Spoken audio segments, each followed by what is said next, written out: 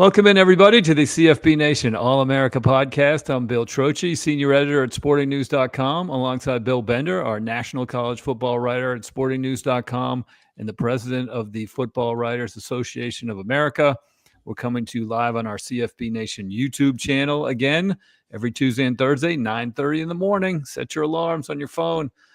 Thanks to Brian Driscoll at the Irish Breakdown for setting it up. If you want to subscribe, just go over to the YouTube. Just go over to youtube.com, search CFB Nation, and click subscribe. Bill, you are freed from your responsibilities of covering, as I am, covering a live game this weekend.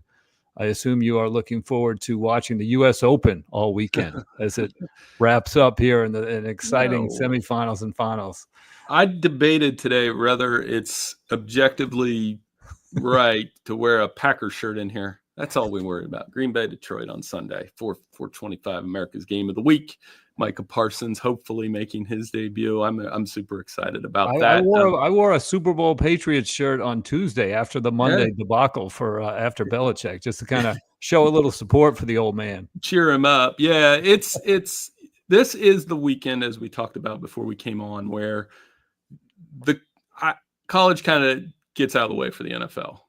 You know what I mean? Last week we had all these great games, but it's not, I had an old sporting news publisher once tell me you can never say this weekend's terrible or boring because you've got to sell the product. And I still think there's plenty of things to sell. We have Kansas, Missouri. I was just looking at the wins series, the history of that series. SMU, Baylor, Iowa State, Michigan, Oklahoma. There's enough on this schedule to talk about today. And I know we're going to do that.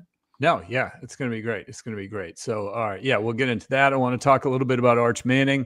You did some good research at sportingnews.com this week. I want to touch on that. And then, of course, we'll go through the biggest games of the weekend. Of course, the headliner is Michigan, Oklahoma. That's going to be the Saturday night game. We'll talk about that. We'll go through our confidence contest, interesting results from last week. And we want to start it off with Trocchi Trivia. So, are you ready, Mr. Bender? Of course, with Michigan playing Oklahoma, it's going to be Michigan themed. And you are very good with your Michigan history. Are you ready? Sure.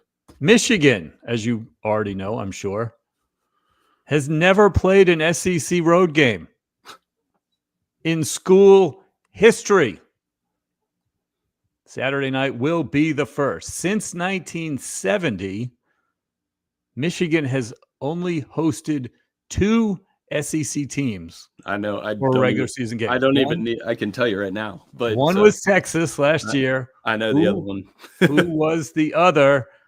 But you can hold on. You can sit on that one to the end of the show. I think I can tell you who the quarterback was. Don't spoil it for us.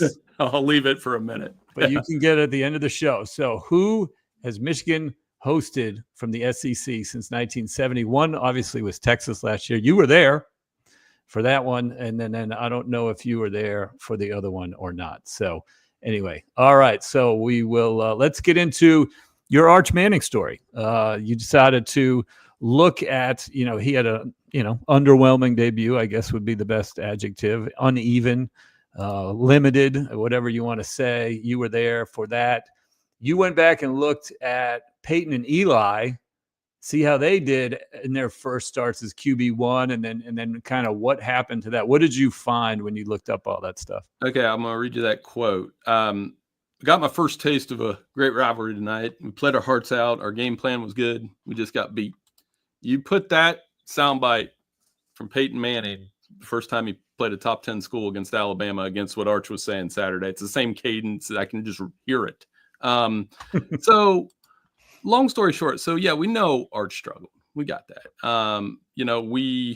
We also know that, Peyton, he made his debut way back in 1994 against Washington State. They won the game, but he was 7 of 14 for 79 yards.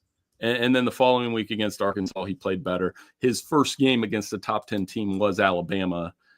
They lose 17-13. He had 2 picks, and that's when he said that. And then, by the way, he destroyed Alabama for the next 3 years.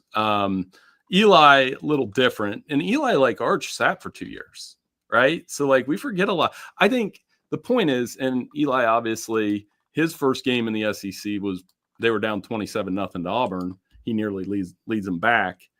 And from there, 1 and 2 against top 10 teams, did beat Florida while in college. So the point of that exercise to me was we have this picture of Eli and Peyton as the 2-time Super Bowl winners. And Eli's not in the Hall of Fame yet. He will be eventually. And we're propping Arch up against that. In the story, I also went back and looked at all his throws, which everybody's done, and tried to chart, okay, there was a couple incompletions high, a couple low. He had a rough day. He did. But, I think out of sight, out of mind with Arch is going to help nobody's going to overreact to him throwing for 4 touchdowns against San Jose State on Saturday, which is probably what he's going to do. Or the following week, or, they played Sam Houston in there before the Florida game. But it was just a reminder that Eli and Peyton had ups and downs in college too. Peyton, it followed him his whole career that he couldn't beat Florida. It followed him into the NFL. So I think we just need to chill out a little bit and let Arch develop. Was it great? No. Was he the best 5-star quarterback on the field Saturday? No, there's another one we're going to talk about here in a little bit that was. But we've got a long way to go on him too. Yeah, it was just he was accurate last year. He was not accurate on Saturday, even when he had the time, which he didn't always have the time, but he was missing throws. Like you said, they were in front, they were behind, they were at his feet. Like those traits were not there last year.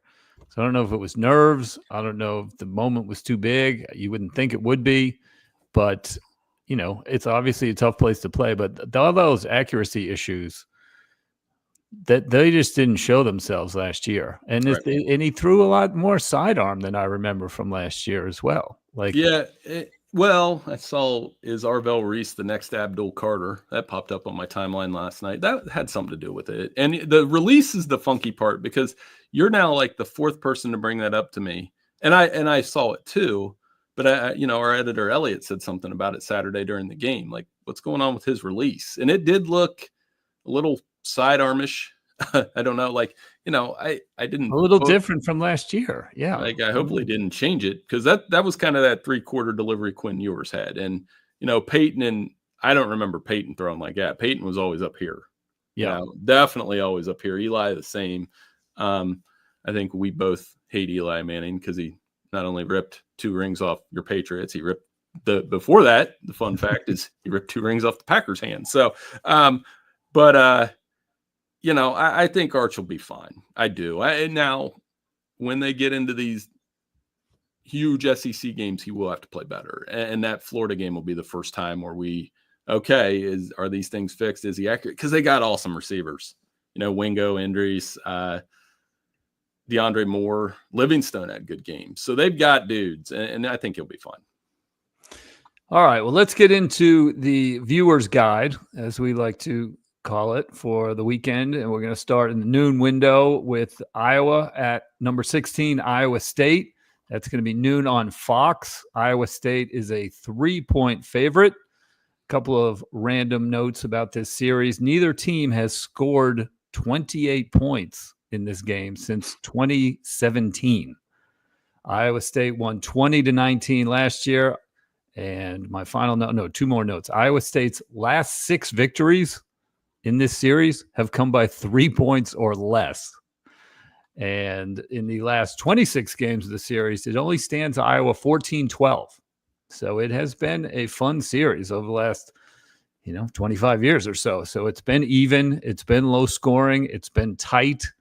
And what do you see coming up on Saturday? Well, Iowa State hasn't won this game in Ames since 2011. That's the big stat to me is all the, Campbell's definitely additive for the rivalry, but I still feel like this is one, and Elliot, again, our editor, would probably be the better person to talk to about this, is Iowa's the big brother. Iowa's dominated this series, right? And no, they haven't. That was my point. They haven't? Well, they kind of have, like 14, in the last 10 years. But I mean, in the last 10 years. So let's give me that 7-3 last 2 years. I mean, I'm looking at it from 2002. I'm looking at it right now, and this looks like Iowa's dominated it, kind of. I mean, 14-6. So, Maybe not overall, but that's what good in-state rivalries are, right? So, I I like think Iowa State takes it more seriously than Iowa, don't you? correct, and that's what I'm trying to get at. It feels a little bit like a Vandy, Clemson, Tennessee. Vandy, Tennessee, but I mean, yeah, I don't know if you want to look at that head to head, right? But like one of those rivalries where Iowa State has the chip on their shoulder. Iowa's the program in the state more people care about. I hope I didn't offend Iowa people there, but that's my read on it from the outside. It'd be like if Ohio State and Cincinnati played every year. That's kind of how I see it, and that actually fits because Cincinnati's in the Big 12 now. Cincinnati fans have a chip about the Buckeyes, and that when they've played a couple close games over the years. Cincinnati is not on the Buckeyes' radar. No, well, for basketball they are, not in football. Basketball, it's definitely there's a history there, but yeah, not on the football radar at all. But that's my point. And it is a fun game. I like that they give it the week 2 kind of spotlight because this is the quintessential week 2 college football game. You know, they get, and there's a couple others in this window that we're going to talk about a little bit. But I mean, it is part of a Big Ten on the road weekend. This is one. There's a couple others we're going to talk about. Whereas if you're a second tier trying to be a playoff contender Big Ten team, Iowa's got to win this game. If you're the Big 12 contender that we think they are, Iowa State's got to win this game. It's going to be fascinating. I'm guessing, and I was just looking at this too, Bill, there hasn't really been a game decided by more than 10 points in a while in this game, not since 31-17 in 2015. So they'll keep it within 10. Yeah, no, it's definitely been fun, and it's cool. The Iowa State, I think they won 11 games last year. They got the semi big time treatment in week 0, of course. Now they're getting some more big time treatment here in week 2. It's a program that, probably deserves this exposure that they're getting, and they get a good shot to knock off their Big Ten neighbor, their Big Ten rival on this one. All right, so keep the clicker handy for a few other games at the noon window. We got Illinois at Duke. That one's on ESPN. We got San Jose State at Texas. You want to check in on Arch, see if he's bouncing back. That one's on ABC at noon. And then a good rivalry down in Texas. Baylor at SMU on the CW. Which one of these grabs you? That SMU game, I spoke to Craig James way back at ACC Kickoff. There's a history there that I didn't realize until I looked it up. SMU has not won this game in a very long time. The Baylor's won the last 13 meetings. This dates back to like Southwest Conference days. And, Craig had told me, about this rise of SMU, and he told a funny story. He runs a real estate business now and said everybody in this meeting was like, we're going to do this. We're going to do this. And one of the guys was a Baylor grad. So, I mean, there's a lot of excitement in Dallas about SMU. This is a program win if they can get it because they're up against Baylor in the Big 12. And Craig said, whether you believe it or not, that the Big 12 didn't want SMU because they know they can recruit. And so there'll be some heat on that game. No doubt about it. Illinois is another one that I was talking about. If you really are the 4th best Big Ten team and you really are ranked where they're ranked, then you should be able to go down and Duke and win. But Duke quietly won 9 games last year. They did. And Darian Mensah, I think he gave him a game ball this week, 389 passing yards. So I'll definitely have my eye on that game as well. That one's going to be really tight. I went back and forth. I finally just did not pick it for the confidence contest. I couldn't figure out what I like. I mean, on the flip side, Luke Altmaier going on the road, you got to feel good about a veteran guy going on a road like that. Duke, I thought, was a little bit of a flimsy 9 wins last year, but 9 wins was still 9 wins. But Mensah had a great debut. Maybe he is as good as they're paying him. Right. As good as Duke thinks he is. So I could not decide that it's going to be a fun one to watch. You really want to, the winner of that game is going to feel really good about themselves. Oh, for sure. So, and they'll be in decent shape. And Duke, if they win, you kind of throw them on this heap of ACC contender type teams. I mean, who knew that they could really steal the spotlight? We put the spotlight on the Tar Heels last week, and now Duke at 2-0. You're thinking maybe that's the better team of the two, which I think they are right now, obviously. So fun game for sure in that noon window. Yep. All right. Afternoon window, the spotlight game, number 20, Ole Miss at Kentucky, 3:30 on ABC. Ole Miss is a 10-point favorite. Last year, of course, Kentucky beat Ole Miss 20-17. Ole Miss was 4-0, suffered the home upset when Kentucky kicked a 48-yard field goal in the last minute of the game. Kept the Rebels out of the playoff, probably, last year. Everyone know the last 4 matchups decided by 3 points or less. Lane Kiffin this week compared Kentucky quarterback Zach Calzada to Joe Flacco in terms of their longevity. Question for you, Bill. Would you rather be Kentucky with Zach Calzada or the Browns with Joe Flacco? Probably Kentucky. If you're going to have to ask our social guy Jordan Zerm that question of where the Browns are and how he feels about the Browns after Sunday when Joe Burrow and company roll up there. Also, Battle of Ohio this week. Very cool.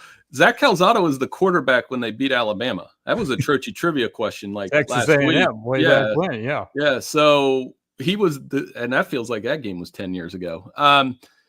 For me, as I was breaking this game down, is Ole Miss. These games have been close, and Kentucky's clearly like a scheme issue for him. Like Stoops knows something. Stoops there's matchups like that all the time, and I want to see if Ole Miss just plays through that and beats them down with Austin Simmons. They did score 63 points last week. They did have over 600 yards of total offense, the most in the FBS. Can they go to Kentucky and just take care of business? They better. I'm sure they know what happened last year. I remember watching that game, and Lane was out of sorts at halftime. He was complaining about the refs. He was complaining about, I remember the sideline interview, and I'm thinking, I told Grant, I was watching that game with Grant at the time. I said, they're in trouble because he's worried about everything else but what's going on the field. So they need to focus, take care of business, go in there. And that line's weird, but if they win by 10 to 17 points, I'll know that they're fine. I watched that game waiting for the Alabama-Georgia game. It was the afternoon. I was not tailgate, but just kind of wandering around the Alabama campus. They had a huge screen, and people were excited that Kentucky was going to pull the upset on Lane Kiffin and Ole Miss last year. So, yeah, we'll see. That is going to be an interesting one. That's the one to keep an eye on at 3:30. Also, like I like to say, keep the clicker handy. Delaware at Colorado, 3:30 on Fox. Shouldn't be too competitive, but we probably will get a glimpse of 5-star freshman Juju Lewis, who's supposed to play for the Buffs at quarterback. So we will get a chance to see him for the first time. Also on CBS at that time, Oklahoma State at number 6, Oregon. If you want to see Dante Moore, if you didn't see him last week, donning the green and yellow for the Ducks, or who knows what color they'll be wearing. Could be black, could be silver, could be white. Who knows? Grambling, Ohio State is on the Big Ten Network. And then, of course, the border war, Kansas at Missouri, ESPN2. I have a feeling you're going to want to tune into that one. Best game is right there. And, Matt Latowski, longtime NFL editor at Sporting News, he left us last week after 18 years. What a career. He had a great run at Sporting. He's a great friend of mine. I don't know if he's listening to this, but if he were, he would know that I know that he went to Mizzou. I know when we first started at Sporting News in that like 07 range, Missouri and Kansas heated up. Mm-hmm. With Chase Daniel and Todd Reesing, and big time. So I have some memories of watching Kansas and Missouri with him, and just the sheer hatred between these schools. Obviously there's a history there that goes all the way back to the 1860s. So 57-54 all-time series, Mizzou, a lot of close games. Chance for both. Like I don't know how. I know Missouri won by 1 billion points last week with Bo Prebula. And I've watched some Kansas each of the last 2 weeks, and Jalen Daniels looks really good. He's been there a while. This looks like Lance Leopold might have something with this Kansas team. Remember a couple years ago, we were printing T-shirts about getting them ranked, and now they're a little more established. So this is a game that could get them in that top 25 range. Where do we have them in the did our 1-136 this week? I'm curious where we have them. This is their first matchup since 2011. So it's gone. I guarantee you I watched that with Matt somewhere. But the point is these two teams are fringe top 25. So it's not a big deal that they're not ranked. To me, this is pretty close to a ranked matchup. Mm-hmm. And the heat will be on it. It'll be a lot of fun. hard to pick that one. It really is. I think Kansas could win that game. Yeah, so that's going to be good. And then, like I said, I'm interested to see Juju Lewis too when he comes in for Colorado against Delaware. Should be an easy win for Colorado, but that will be interesting. Colorado, of course, has to bounce back 0-1 after losing to Georgia Tech. Ohio State, of course, better not get caught peeking ahead to the Bobcats in week 3. So I think Jeremiah Smith is candidate to have a couple long touchdowns in that one. Yeah, I can see that. All right, let's go to the evening window and the big one of the weekend, number 15, Michigan at number 18, Oklahoma, 7:30 ABC. Oklahoma is a 5-point favorite. Game day coming in, giving it the big treatment post Lee Corso. I don't know if they're going to get the 3.5 million viewers that they had last week for Ohio State, Texas. That was so great. We talked about Lee Corso last week.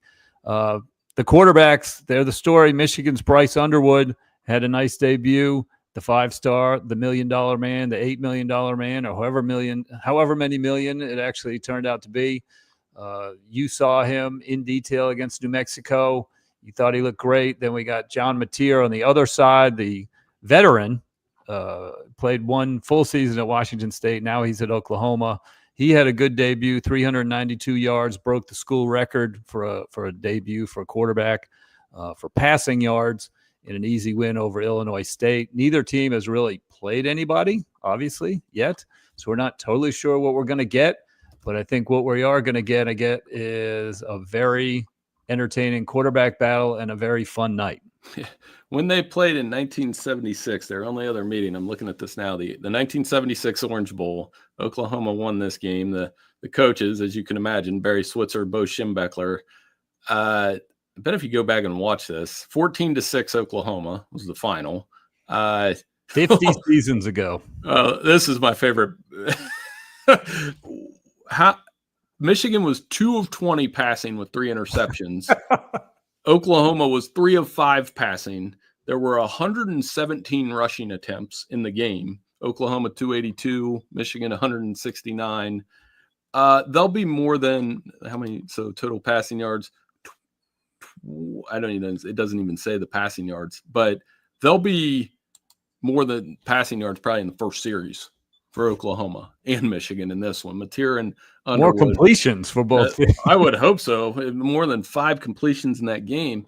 What a game what an awesome spotlight game for the Big Ten and the SEC. This is why we have to have these matchups. Trey Wallace, our good friend who's been on here a few times, he wrote about that this week. Trey had Connor Stallions on his podcast this week. I encourage our listeners to go listen did. to that one. I was talking to Trey a little bit last night about that. Bryce Underwood's former coach, right? Right. So Bryce is really good, but there's a qualifier here. I think the lessons could come this weekend. It's early. Like, his talent is obvious. His arm talent is absurd. I think he has that charisma. I saw Josh Payton, Colin Cowherd talking about it yesterday. I agree with this take 100%, that there might be some lessons learned Saturday. But if you're looking at Michigan long-term over the next 3 years with him, it's going to be really good, because I think they'll bring in some receivers. Justice Haynes had a good game. Their offense is running with tempo, which was crazy. Chip Lindsey, new offensive coordinator, they're running with tempo. We already knew Oklahoma was going to run with tempo with Mateer and Arbuckle. And here we had a Sporting News meeting yesterday, and what were my 2 takes? I said, 1, I think Bryce Underwood might struggle a little bit here. I think Michigan has an uphill battle in this game because Jayshon Barham is out for the first half and after a ridiculous targeting call. Linebacker. Huge presence on that defense. Nasty hitter. They've got some dudes on. So that's, as much as I'm excited about Bryce Underwood, I want to see this Michigan defense against Mateer. Michigan's got some fast linebackers. It's a Wink Martindale defense. Can they confuse Mateer, who was thrown on air last week? I know you guys the story coming on Mateer as well. And then my other prediction was, if Mateer lights them up and Oklahoma wins like 31-21, whatever, he'll be the Heisman front runner on Monday. That's my bold prediction of the weekend, because if you look at the Heisman odds right now, it's like Garrett Nussmeier and Lenore Sellers and all these guys. Garrett was great last weekend, but he didn't have like 400 yards. If Mateer lights it up here, he'll shoot the first in the Heisman odds. But I'm excited. Go ahead. Sorry. No, the Maxwell Award National Player of the Week. Did you see who it was? Was it John Mateer? Haynes King.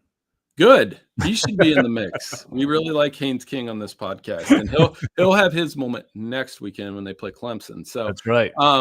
Next weekend, by the way, we get 3 ranked games on the schedule. It's going to be fun. But yeah, it's going to be a good spotlight game for the Big Ten, the SEC. I think we talked about this the other day. These mean a little more.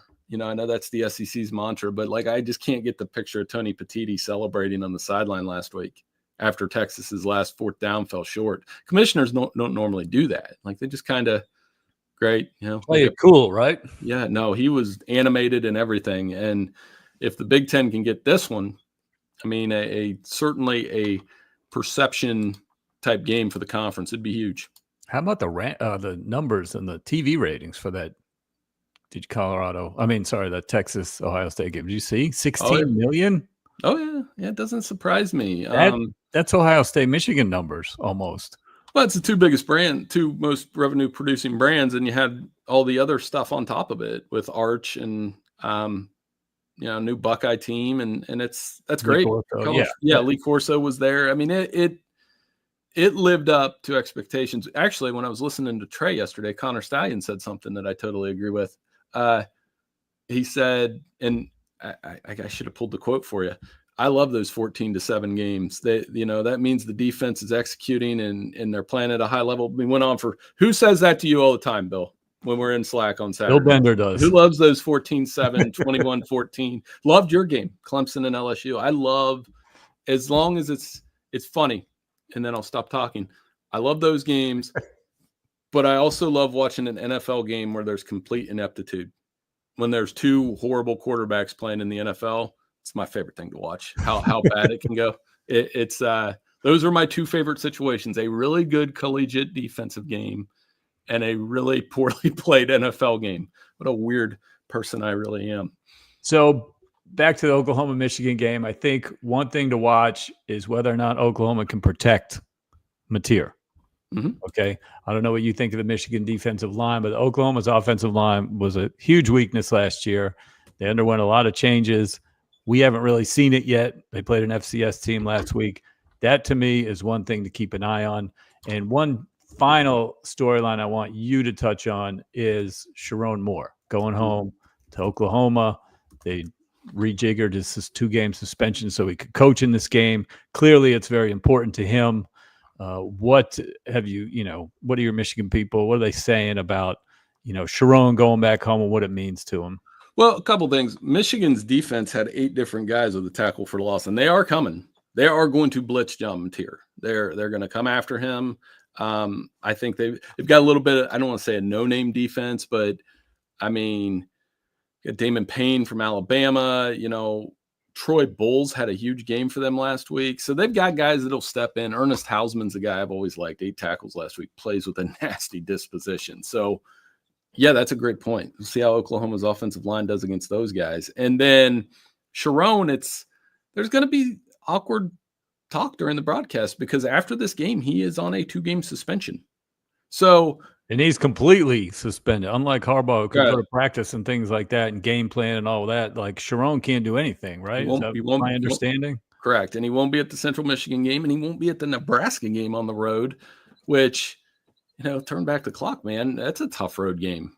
I know Nebraska, I mean, that's going to be Raiola, Underwood. There'll be a lot of hype around that. And Michigan had to work to get out of Nebraska in 21 when they went there. That's a tough place to play. So if Michigan wins here, top 10, they'll be in the top 10. They'll push them up. And if Underwood plays well, they'll definitely do that. So, but yeah, for Sharon, I mean, he did play there. I'm sure that'll be a narrative. It reminds me a little bit of Heupel when he went down there last year. That was a tough game that Tennessee won. So if Michigan wins, I think it would be that kind of game where they kind of turn it into, if it's a shootout, Oklahoma wins. If it's more of a fist fight game that I kind of like, Michigan will win. Let's keep the clicker handy for other games in the evening window. Arizona State at Mississippi State. That one's on ESPN at 7:30. Vanderbilt at Virginia Tech. 7:30 on the ACC network. They had a very good game last year. Vanderbilt ended up winning in overtime in Nashville. Virginia Tech gets a chance at revenge. I think it's a 1-point spread, so that one should be tight. And then BC at Michigan State, 7:30 on NBC, which will get some attention there. So, all right, let's jump into our confidence contest.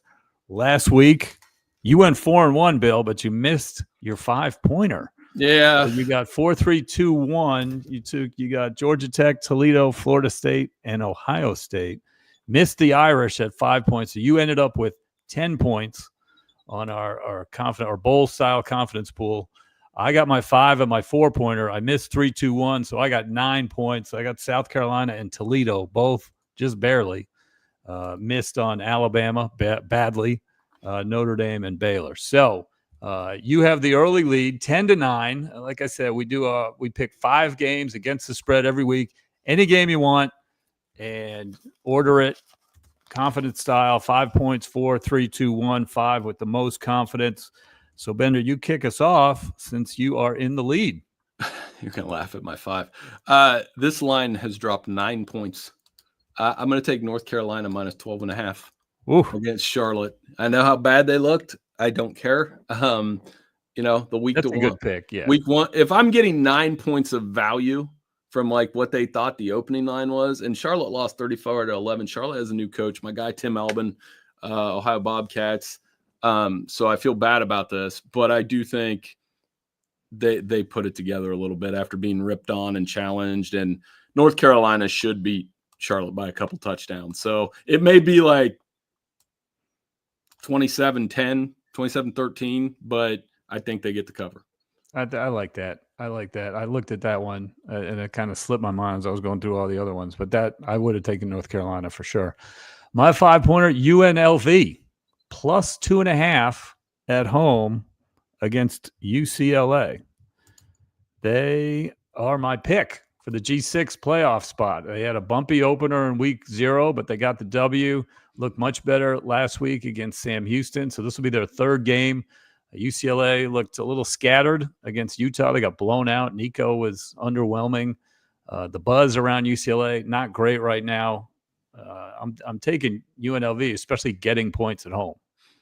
Nico 0-2. Wow.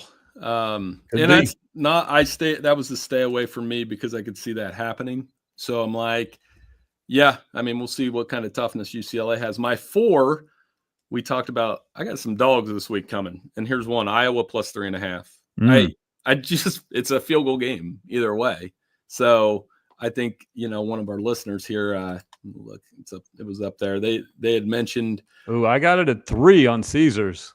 That's what we've been. Okay, well, I'll take the 3. That's fine. You still take 3. Okay, I'm fine. I'll take a push if I need it. That's fine. I'm still getting 3. I'm taking it. I'll take the Hawkeyes. I think they're going to win outright. I think Mark Gronowski will get enough in the passing game. Their defense is just as good, and they'll control the clock with that running game.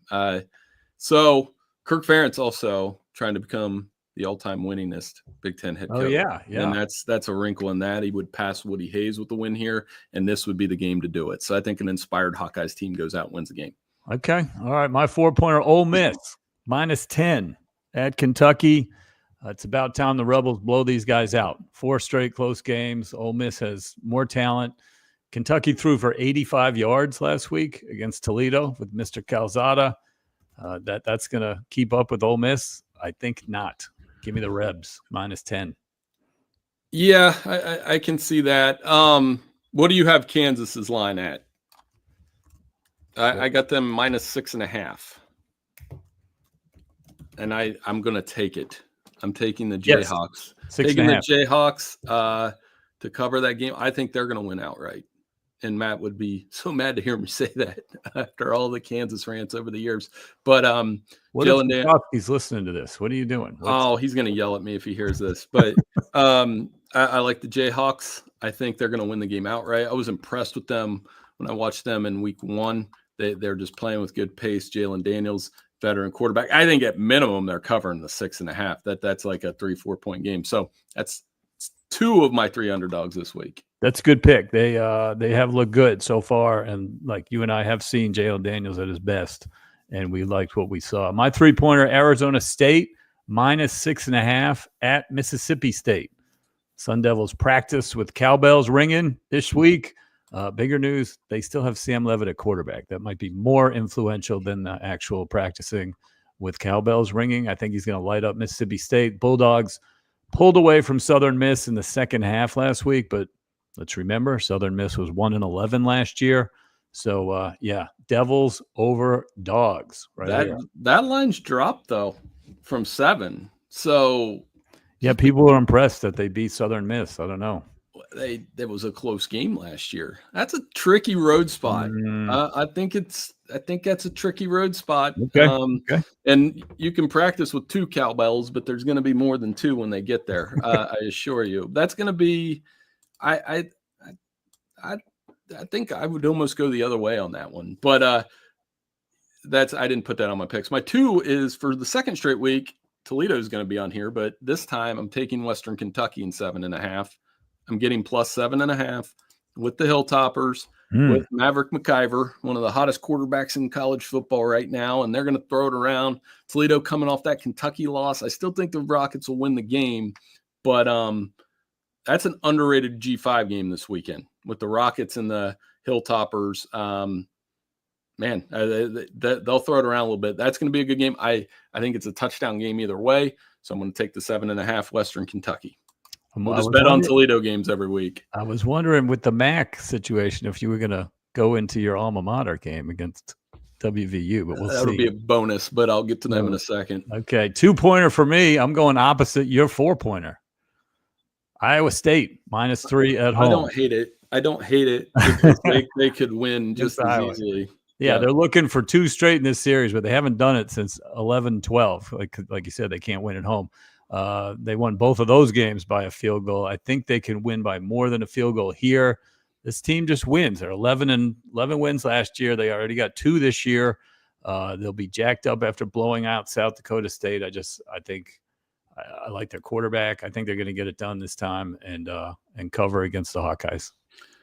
Yeah, and Stymie's with me on Iowa. That's right, and David Penny's with me on Kansas. So we're feeling the momentum, and I'm gonna play to my boss here and take Vanderbilt -1. Oh, I think they're just gonna win. Okay. So I think if it's just pick the winner there, I think they're gonna win. I think VTech showed some signs last week. They're a little tougher with Brett Pry, but this Vanderbilt team, a little bit of an edge, obviously. Took care of business last week, right? There wasn't much to it. And Pavia Mafia. And Diego Pavia. Now, 2 I left off that I want to address very quickly. I do think Michigan covers. I think they're going to lose a close game. I think it'll be like 28-24. So I like them +5. My alma mater plays West Virginia Mountaineers in Peden Stadium, and there's going to be a lot of West Virginia fans there.